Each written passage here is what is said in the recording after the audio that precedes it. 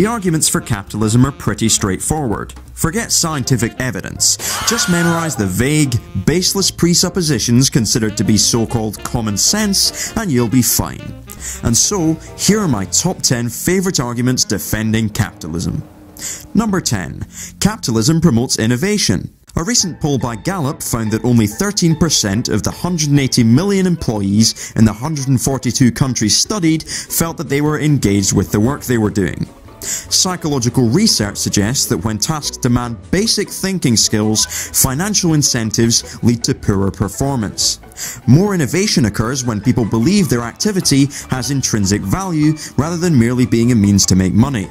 Greater autonomy for workers also helps to foster creativity, which is difficult if you're trying to arrange things so that profits flow up a hierarchy to a private owner. We are more than capable of providing basic education for everybody, but due to global economic inequality, this just doesn't happen. If capitalism promotes innovation, why are vast numbers of people being needlessly deprived of the means to innovate? Not only that, but education under capitalism typically involves destroying creative and critical thought and training people for the mindless obedience of the workplace. Innovation, my arse. Number 9. Free markets increase economic development. This is false. The IMF, World Bank and World Trade Organization shove free markets down the throats of developing nations, which are bad for their economies. Take Latin America and Sub-Saharan Africa, for example. From the 1980s onwards, following the neoliberal recipe, these regions had lower growth rates than they did in the 60s and 70s. Developed economies, such as Britain and the United States, actually implemented largely protectionist economic policies during their development, again running counter to neoliberal doctrine. Despite giving credit to the market, a lot of the technological advancements we enjoy today, such as the internet, actually originated in the state sector, not the so-called free market. Number 8. But aren't markets a rational means of organising economic life? About a third of the food produced in the world for human consumption every year, that's about 1.3 billion tonnes, gets lost or wasted. Meanwhile, starvation is rampant and the 100 richest people in the world have enough wealth to end global poverty 4 times over. It's also quite common for businesses to deliberately manufacture things so that they break down faster, which increases profits by generating more consumption. How stupid is that? Keynes predicted in 1930 that by the turn of the millennium, technological innovation would result in a 15-hour work week. This is technologically possible, so why aren't we working 3-hour shifts? Because markets don't let us. Instead, we find hordes of people doing bullshit jobs, the wages of which will most likely be spent on bullshit products that people have to be made to want. Rational, my arse. Number 7. But surely we can prevent bad business practices through ethical consumerism. Businesses can easily get around this. Firstly, the mass media are structured to their benefit. Media corporations make profits by selling audiences to advertisers. They are economically structured to cater to the needs of big business, and as such, they are unlikely to give out information that exposes bad practices. Secondly, manufacturing just one product can involve many different corporations across the globe. Being an ethical consumer requires processing loads of information, and even if you get to a point where you know who's doing what, at the end of the day, you can only vote with your money if you actually have any money. Number 6. Don't government regulations address the question of bad practices?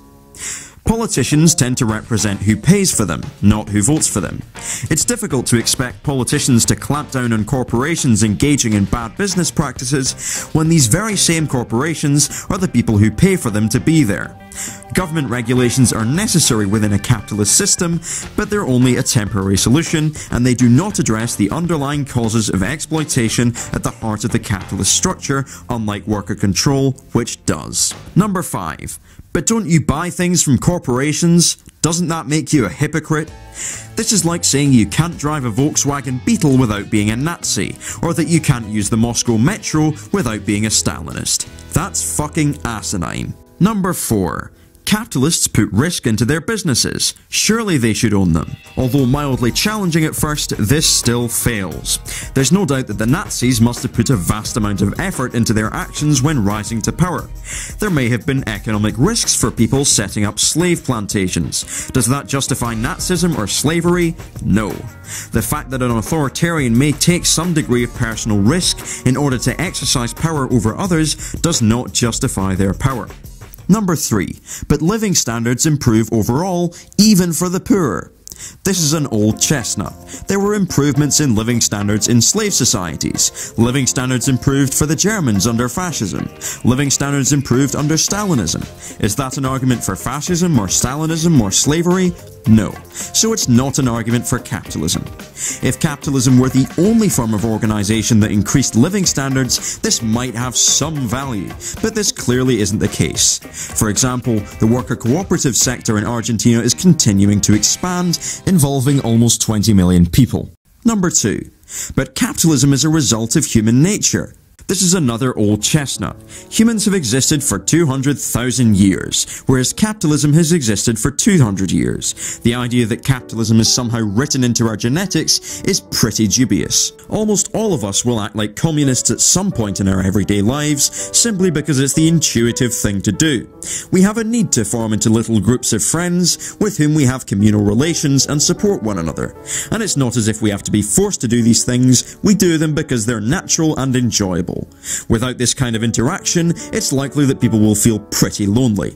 And if you charge your friends every time they ask you to help them out, you can be pretty sure that you won't be friends with them for much longer. There are numerous scientific studies demonstrating that cooperation is an integral part of human behaviour.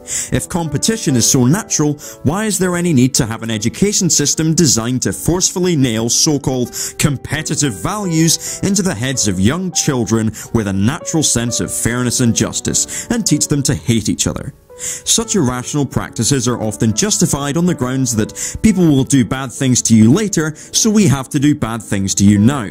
This is not natural. This is institutionalized sadism. There is absolutely no biological justification for the means of production to be privately owned, for workers to be controlled by bosses, or for goods and services to be allocated in a market fashion. Number 1.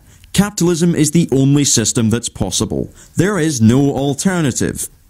If you convince people that capitalism is a completely irrational and destructive system with devastating consequences for humans and their environment, and they've run out of all of their other excuses, this is what they'll come up with. If there's no alternative to capitalism, we should be pretty upset. A study published in a journal called Ecological Economics suggested that our civilization is headed for irreversible collapse due to mounting economic inequality and environmental destruction. The need for social change is very clear, and alternatives are in fact possible.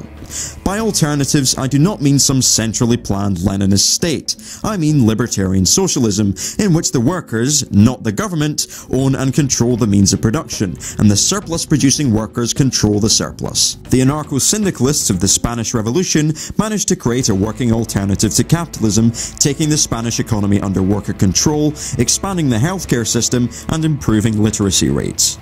In summary, capitalism really isn't all it's cracked up to be. We have nothing to gain from defending it, and alternatives really are necessary, possible, and more ethical than what we have. Don't believe everything you're told in the media, and don't just trot out these rehashed, terrible phrases that mean nothing and are often completely inconsistent with reality. Thank you for watching.